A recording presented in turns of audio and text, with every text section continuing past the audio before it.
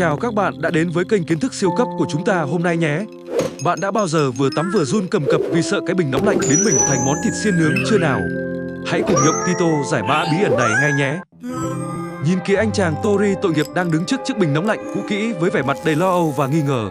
Cậu ấy đang tự hỏi liệu bên trong cái hộp sắt to đùng đó có con quái vật điện nào đang trực chờ để nhảy bổ ra ngoài. Thực ra cấu tạo của bình nóng lạnh không hề phức tạp như các bạn vẫn thường tưởng tượng đâu nhé. Nó giống như một cái ấm đun nước khổng lồ được bọc trong một lớp áo khoác giữ nhiệt cực dày để giữ cho nước bên trong luôn được ấm áp nhất. Thành phần quan trọng nhất chính là thanh đốt bằng kim loại nằm sâu bên trong lõi của chiếc bình. Khi chúng ta cắm điện thì dòng điện sẽ chạy qua thanh này và tỏa ra nhiệt lượng cực lớn để đun sôi nước một cách nhanh chóng và vô cùng hiệu quả. Nhưng làm sao để nước không bị đun quá nóng đến mức đổ tung cả căn phòng tắm của bạn nhỉ? Đó chính là nhờ vào một vị anh hùng thầm lặng mang tên Giơ-le nhiệt, hay còn gọi là bộ điều chỉnh nhiệt độ, mà chúng ta sẽ khám phá ngay. Giơ-le nhiệt hoạt động giống như một anh cảnh sát giao thông cực kỳ mẫn cán và nghiêm túc đấy. Nhiệm vụ của anh ta là theo dõi nhiệt độ của nước và quyết định xem khi nào thì nên cho dòng điện đi qua hoặc bắt nó phải dừng lại ngay.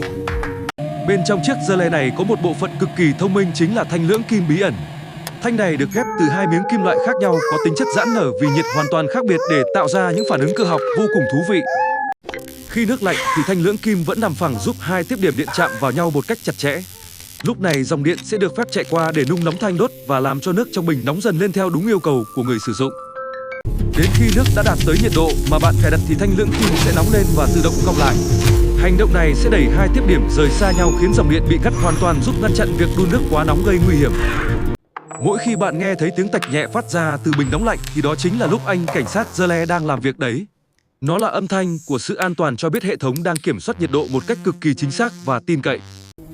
Nhưng nếu Giơ-le chính bị hỏng và không chịu ngắt điện thì sao nhỉ?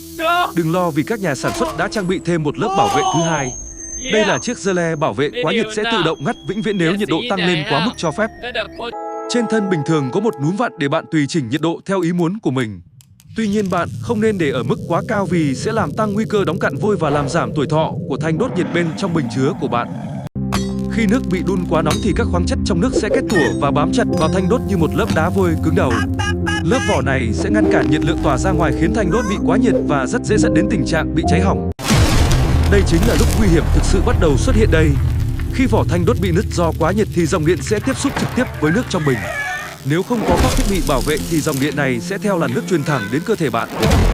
Để ngăn chặn việc bình bị thủng và rò rỉ điện thì bên trong luôn có một thanh magi.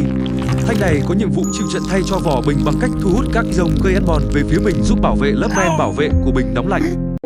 Tuy nhiên thanh magi này sẽ bị tan biến dần theo thời gian sử dụng. Nếu bạn quên không kiểm tra và thay thế nó định kỳ thì vỏ bình sẽ bắt đầu bị ăn mòn và dẫn đến tình trạng rò rỉ nước cũng như rò điện cực kỳ nguy hiểm cho gia đình. Bây giờ chúng ta hãy cùng làm quen với thiết bị bảo vệ quan trọng nhất, chính là cụm LCB trên dây nguồn. Đây là chiếc phao cứu sinh cuối cùng có khả năng phát hiện dòng điện rò rỉ siêu nhỏ và ngắt điện chỉ trong vòng chưa đầy 1 phần giây. LCB hoạt động dựa trên nguyên lý so sánh dòng điện đi vào và dòng điện đi ra khỏi bình. Nếu có sự chênh lệch dù là cực kỳ nhỏ thì nó sẽ hiểu rằng điện đang bị rò rỉ ra ngoài và ngay lập tức hành động để bảo vệ tính mạng bạn. Các chuyên gia luôn khuyên bạn nên nhấn nút test trên cụm LCB mỗi tháng một lần để đảm bảo nó vẫn hoạt động tốt. Nếu nhấn nút mà điện không ngắt thì bạn phải thay dây nguồn mới ngay lập tức vì hệ thống bảo vệ của bạn đã bị tê liệt. Bên cạnh LCB thì dây tiếp điện cũng là một người hùng thầm lặng khác mà nhiều gia đình thường bỏ qua. Dây này sẽ dẫn toàn bộ dòng điện rò rỉ xuống đất, giúp giảm thiểu tối đa nguy cơ bị điện giật nếu chẳng may các lớp bảo vệ khác gặp sự cố. Và đây chính là quy tắc vàng quan trọng nhất mà bạn tuyệt đối không được quên, chính là hãy luôn tắt bình nóng lạnh trước khi bước vào bồn tắm. Đây là cách an toàn tuyệt đối nhất để bảo vệ bản thân và gia đình khỏi mọi rủi ro về điện. Tại sao ư? Vì khi bạn đã ngắt nguồn điện thì dù bình có bị hỏng hay rò rỉ thế nào đi nữa thì cũng chẳng còn dòng điện nào có thể tấn công bạn được. Nó giống như việc bạn rút phích cắm của một con quái vật trước khi đến gần nó vậy. Đừng bao giờ chủ quan nghĩ rằng bình mới mua thì sẽ tuyệt đối an toàn nhé. Các thiết bị điện luôn có xác suất hỏng hóc bất ngờ do lỗi sản xuất hoặc do tác động từ môi trường ẩm ướt trong phòng tắm của bạn, nên cẩn thận vẫn là trên hết. Việc bảo trì và vệ sinh bình nóng lạnh định kỳ ít nhất mỗi năm một lần là vô cùng quan trọng.